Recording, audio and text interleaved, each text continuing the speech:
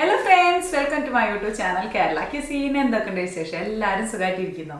അപ്പോൾ ഞാനിന്ന് വന്നിരിക്കുന്ന ഒരു അച്ചാറിൻ്റെ റെസിപ്പി ആയിട്ടാണ് കേട്ടോ. അപ്പോൾ ഞാൻ ഈ അച്ചാർ ഇടുന്നത് ക്രാൻബെറി വെച്ചിട്ടാണ്. ഇവിടെ ഈ ഒക്ടോബർ നവംബർ ഡിസംബർ മാസങ്ങളിലൊക്കെ സൂപ്പർ മാർക്കറ്റിലൊക്കെ നന്നായിട്ട് അവൈലബിൾ ആയിട്ടുള്ള ഒരു ഫ്രൂട്ടാണ് ക്രാൻബെറി. ഇത് ലുക്ക് വൈസും അതുപോലെ കഴിക്കാനൊക്കെ നമ്മുടെ നാട്ടിൽ കിട്ടുന്ന ലൗലോലിക്കല്ലേ, ലൂബിക്ക എന്ന് പറയും ചില നാടുകളിൽ, അതിൻ്റെ ഒരു ടേസ്റ്റാണ്. നല്ല പുളിയോട് കൂടിയിട്ട് ഇത് അച്ചാറിട്ട കിടിലനാണ് കേട്ടോ, ഒരു രക്ഷയില്ല. അപ്പോൾ അങ്ങനെ ഒരു അച്ചാറായിട്ടാണ് ഞാൻ വന്നിരിക്കുന്നത്. പിന്നെ ഇതിന് ക്രാൻബെറി തന്നെ വേണമെന്നൊന്നുമില്ല കേട്ടോ, നമ്മുടെ നാട്ടിൽ കിട്ടുന്ന നെല്ലിക്കയോ മാങ്ങയോ ഒക്കെ വെച്ചിട്ട് നമുക്ക് ഈ സെയിം മെത്തേഡിൽ അച്ചാർ ഉണ്ടാക്കാവുന്നതാണ്. അപ്പോൾ നമുക്കിത് എങ്ങനെ ഉണ്ടാക്കാൻ നോക്കാം.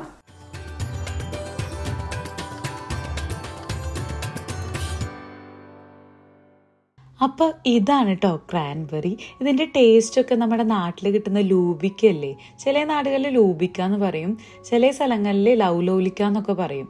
അപ്പോൾ എന്താ സംഭവം എന്ന് മനസ്സിലായില്ലേ ഞാൻ പറഞ്ഞത്? അപ്പോൾ നിങ്ങളുടെ അവിടെയൊക്കെ എന്താണ് ഇതിൻ്റെ പേരെന്നൊന്ന് കമൻറ്റ് ചെയ്യണേ. അപ്പോൾ അത് വെച്ചിട്ടാണ് നമ്മൾ ഇന്ന് അച്ചാർ ഉണ്ടാക്കാൻ പോകുന്നത്.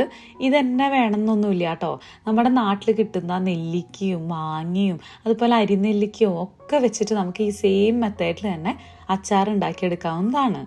ഇതുപോലുള്ള പാക്കറ്റുകളായിട്ട് ഇവിടെ എല്ലാ സൂപ്പർ മാർക്കറ്റിലും ഈ ഫ്രൂട്ട് ഇരിക്കുന്നുണ്ട് കേട്ടോ.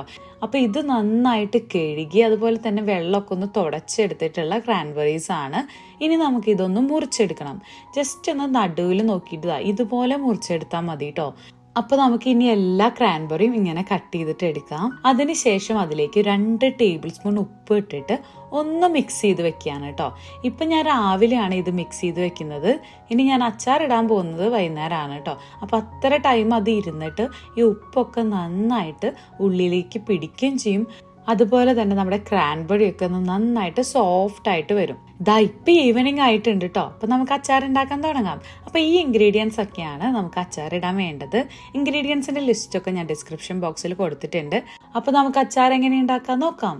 അപ്പോൾ അച്ചാർ ഉണ്ടാക്കാൻ വേണ്ടിയിട്ട് ഞാനൊരു പാൻ ചൂടാക്കാൻ വെച്ചിട്ടുണ്ട്. ഒരു മീഡിയം ടു ലോ ഫ്ലെയിമിലാക്കിയിട്ട് 1 ടേബിൾ സ്പൂൺ ഉലുവ ചേർത്ത് കൊടുക്കാം. അപ്പോൾ ചൂടുള്ള പാനിലേക്ക് ഉലുവ ആഡ് ചെയ്ത് കൊടുക്കുമ്പോൾ നമുക്ക് പൊട്ടുന്ന സൗണ്ട് കേൾക്കാം കേട്ടോ. അപ്പോൾ കണ്ടിന്യൂസ് ആയിട്ട് ഇളക്കി കൊടുക്കുക. ഉലുവയ്ക്ക് പൊട്ടിക്കഴിഞ്ഞ് ഇങ്ങനെ ഒരു ബ്രൗൺ കളറായിട്ട് വരണം. അപ്പോൾ നമുക്ക് സ്റ്റവ് ഓഫ് ചെയ്തതിന് ശേഷം മറ്റൊരു ബൗളിലേക്ക് മാറ്റി കൊടുക്കാം. അപ്പോൾ ഈ സെയിം പാനിലേക്ക് തന്നെ നമുക്ക് അച്ചാർ ഉണ്ടാക്കാൻ വേണ്ട ഓയിൽ ഒഴിച്ചു കൊടുക്കാം. ഞാനിവിടെ നല്ലെണ്ണയാണ് കേട്ടോ എടുത്തിരിക്കുന്നത്. ഒരു 1/2 കപ്പിൻ്റെ അടുത്ത് നല്ലെണ്ണ എടുത്തിട്ടുണ്ട്. അത് നമുക്കതിലേക്ക് ഒഴിച്ചു കൊടുക്കാം. എണ്ണയൊക്കെ നന്നായിട്ട് ചൂടായി വരുമ്പോൾ അതിലേക്ക് ഒരു മീഡിയം സൈസിലുള്ള കായാണ് കേട്ടോ അത് ഞാൻ ചെറിയ പീസുകളാക്കിയിട്ട് മുറിച്ച് വെച്ചിട്ടുള്ളതാണ്. അത് അതിലേക്ക് ആഡ് ചെയ്ത് കൊടുത്തിട്ട് ഒന്ന് വറുത്തെടുക്കാം കേട്ടോ. കായം പെട്ടെന്ന് തന്നെ വറുത്ത് വരും. ഇങ്ങനെ നമ്മൾ കായയും ഉലുവയും ഒക്കെ ഫ്രഷ് ആയിട്ട് പൊടിച്ച് ചേർക്കുമ്പോഴാണ് അച്ചാറിന് അതിൻ്റേതായിട്ടുള്ള ഒരു പ്രത്യേക സ്മെല്ലും ടേസ്റ്റും ഒക്കെ കിട്ടുള്ളൂ.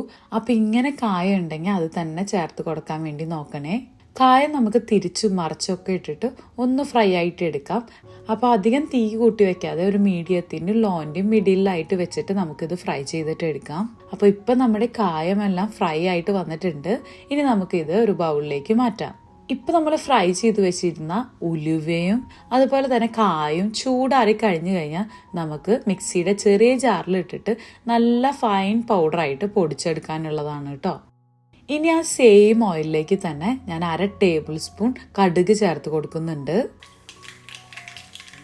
കടുകൊക്കെ നന്നായിട്ട് പൊട്ടി വരുമ്പോൾ നമുക്ക് ചെറിയതാക്കിയിട്ട് മുറിച്ച് വെച്ചിരിക്കുന്ന ഒരു വലിയ പീസ് ഇഞ്ചിയാണ് കേട്ടോ ഇത്.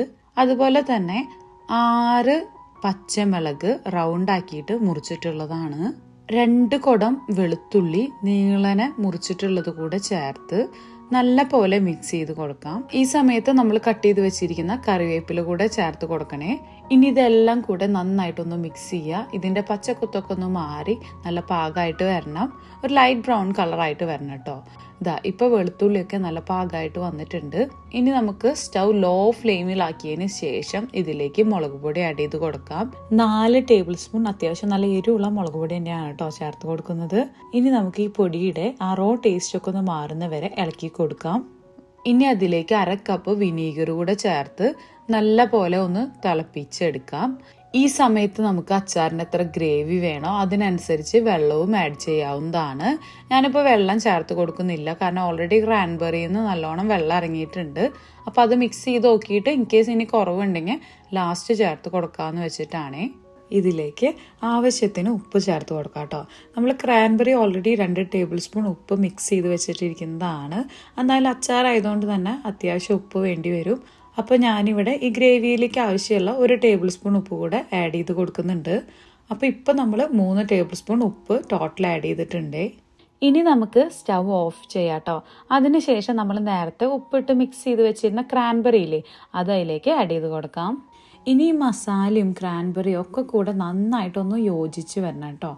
അതിനുശേഷം നമ്മൾ നേരത്തെ വറുത്ത് പൊടിച്ച് വെച്ചിരിക്കുന്ന ഉലുവയും കായും പൊടിയാണിത്. അത് ഞാൻ ചെറിയ മിക്സിയുടെ ജാറിലിട്ടിട്ട് നല്ല നൈസായിട്ട് പൊടിച്ചെടുത്തിട്ടുള്ളതാണ്. എന്നിട്ട് നല്ല പോലെ ഒന്ന് മിക്സ് ചെയ്തെടുക്കുക. അപ്പോൾ നമ്മുടെ അച്ചാർ റെഡി ആയിട്ടോ. അപ്പോൾ ഇതിലെനിക്ക് കുറച്ച് ഗ്രേവി കുറവായിട്ട് തോന്നുന്നുണ്ട്. അപ്പോൾ ഞാനിവിടെ ഒരു പാൻ ചൂടാക്കാൻ വെച്ചിട്ടുണ്ട്. അതിലേക്ക് 1 കപ്പ് വെള്ളം ഒഴിച്ചു കൊടുക്കുകയാണ് കേട്ടോ. അപ്പോൾ ഈ സമയത്ത് അച്ചാറിൻ്റെ ടേസ്റ്റ് നോക്കിയിട്ട് ഉപ്പോ പുളിയോ എന്തെങ്കിലും കുറവുണ്ടെങ്കിൽ നമുക്ക് ഈ വെള്ളത്തിലേക്ക് എന്താണോ കുറവുള്ളത് അത് ആഡ് ചെയ്ത് കൊടുക്കാവുന്നതാണ്. അപ്പോൾ എനിക്ക് കുറച്ച് പുളിയും അതുപോലെ തന്നെ ഉപ്പും കുറവായിട്ട് തോന്നുന്നുണ്ട്. അപ്പം ഞാനൊരു 1/4 കപ്പ് കൂടെ വിനീഗറും അതുപോലെ തന്നെ 1 ടേബിൾ സ്പൂൺ ഉപ്പ് കൂടെ ചേർത്തിട്ട് നല്ല പോലെ ഒന്ന് ഇളക്കി ഈ വെള്ളമൊക്കെ ഒന്ന് നന്നായിട്ട് തിളച്ച് വരണം. അതിന് ശേഷം നമുക്ക് സ്റ്റൗ ഓഫ് ചെയ്ത് വെക്കാം. ഈ വെള്ളം ഒന്ന് ചൂടാറിയതിന് ശേഷം നമുക്ക് അച്ചാറിലേക്ക് ആഡ് ചെയ്ത് കൊടുക്കാം. ഞാനിവിടെ ഹിമാലയൻ പിങ്ക് സോൾട്ട് ആണ് കേട്ടോ യൂസ് ചെയ്തിരിക്കുന്നത്. അതുകൊണ്ടാണ് ഇതിൻ്റെ അടിയിൽ ഇങ്ങനെ ഒരു കളർ വന്നിരിക്കുന്നത് കേട്ടോ. അപ്പം നമുക്ക് ഇനി അച്ചാറിന് എത്ര ഗ്രേവി ആണോ വേണ്ടത് അതിനനുസരിച്ചിട്ട് നമുക്ക് വെള്ളം ആഡ് ചെയ്ത് കൊടുക്കാവുന്നതാണ്. ഈ അച്ചാർ കാണാൻ തന്നെ ഒരു പ്രത്യേക ഭംഗിയാണ് കേട്ടോ. ആ ക്രാൻബെറിയുടെ റെഡ് കളർ ആയതുകൊണ്ട് തന്നെ ആ കളർ ഇറങ്ങിയിട്ടുണ്ടല്ലോ, ഇരിക്കും തോറും ഇതിൻ്റെ ഭംഗി ഇങ്ങനെ കൂടി വരുന്നുണ്ട് കേട്ടോ. അപ്പോൾ നമ്മുടെ അച്ചാറൊക്കെ റെഡി ആയിട്ടുണ്ട്. ഇനി ഇത് ചൂടാറിയതിന് ശേഷം നമുക്കൊരു ഗ്ലാസിൻ്റെ ജാറിലാക്കിയിട്ട് എടുത്തു വെക്കാവുന്നതാണ്. എപ്പോഴും അച്ചാറുകളൊക്കെ ഗ്ലാസ് ജാറിലാക്കി വെക്കുന്നതാണ് നല്ലത് കേട്ടോ. അപ്പോൾ ഇത് ഞാനൊരു 6 മാസം മുന്നേ ഇട്ട് വെച്ചിരിക്കുന്ന നെല്ലിക്ക അച്ചാറാണ് കേട്ടോ. ഇത് ഞാൻ ഫ്രിഡ്ജിലൊന്നും വെച്ചിട്ടില്ല, പുറത്ത് തന്നെയാണ് വെച്ചിരിക്കുന്നത്.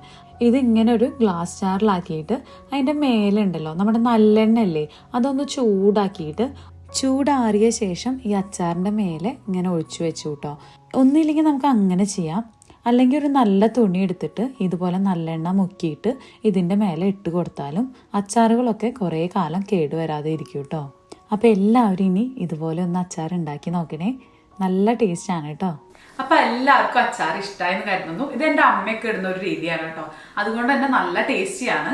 എല്ലാവരും ഒന്ന് ഇതുപോലെ ട്രൈ ചെയ്ത് നോക്കിയിട്ട് എന്നോട് എങ്ങനെ ഉണ്ടെന്ന് പറയണേ. അതുപോലെ എന്തെങ്കിലും സജഷൻസ് ഉണ്ടെങ്കിൽ കമന്റ് ബോക്സിൽ രേഖപ്പെടുത്തുക. പിന്നെ ഒരുപാട് പേര് പറയുന്നുണ്ട് നോട്ടിഫിക്കേഷൻ അവർക്ക് വരുന്നില്ല എന്ന്. അപ്പൊ സബ്സ്ക്രൈബ് ചെയ്ത് കഴിയുമ്പോൾ തൊട്ടടുത്തുള്ള ബെല്ലൈക്കണും കൂടി അമർത്തി കഴിഞ്ഞാൽ നോട്ടിഫിക്കേഷൻസ് ഒക്കെ വരുന്നതായിരിക്കും.